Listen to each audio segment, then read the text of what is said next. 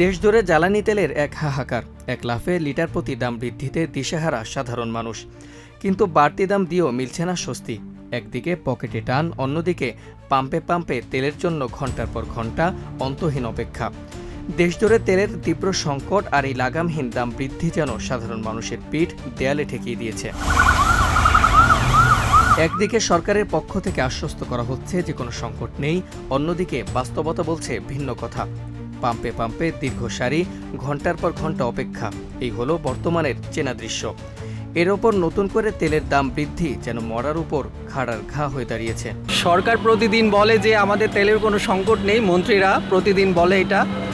ওনারা কি কিছু খায় কিনা আমি জানি না, ওনাদের মুখ থেকে যেসব কথা হয় আর আমাদের যে ভোগান্তি। সকাল থেকে মধ্যরাত রাজধানী সহ দেশের প্রতিটি জেলা শহরের ফিলিং স্টেশনগুলোতে এখন চোখে পড়ে মানুষের সীমাহীন দীর্ঘ লাইন।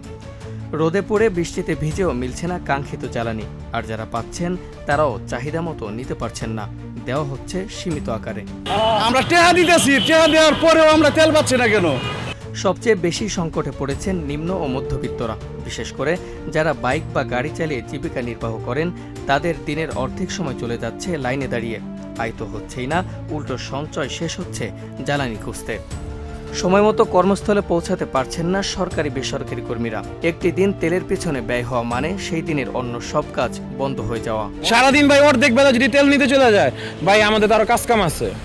আর যাদের ব্যবসা আছে, যারা চাকরি করে, ভাই তাদের তো চাকরির যেমন তাদের তো, যারা আমরা ব্যবসা করি তাদের তো অবস্থা খারাপ। বাসায় যেমন ঘুমাবো না ভাই, দোকানে যাবো।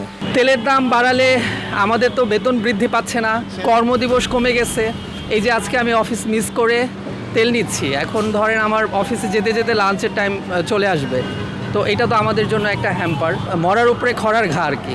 সংকটের এই চরম মুহূর্তে তেলের দাম বৃদ্ধি মানুষের ক্ষোভকে আরও উস্কে দিয়েছে। সাধারণ মানুষের অভিযোগ, বাজারে তেলের সরবরাহ পর্যাপ্ত থাকলেও একটি প্রভাবশালী সিন্ডিকেট কৃত্রিম সংকট তৈরি করে ফায়দা লুটছে। সরকার বারবার সব ঠিক আছে বললেও মাঠ পর্যায়ের চিত্র বলছে হাহাকারের কথা। এই যে ভোগান্তি, এই ভোগান্তিটা কখনো আশা করি না। তেলের দাম যদি বাড়ে তাহলে ভোগান্তি হবে কেন? 13-14 ঘন্টা 15 ঘন্টা তারপরে পাবো কি না, এটাও তো কোনো শিওর না।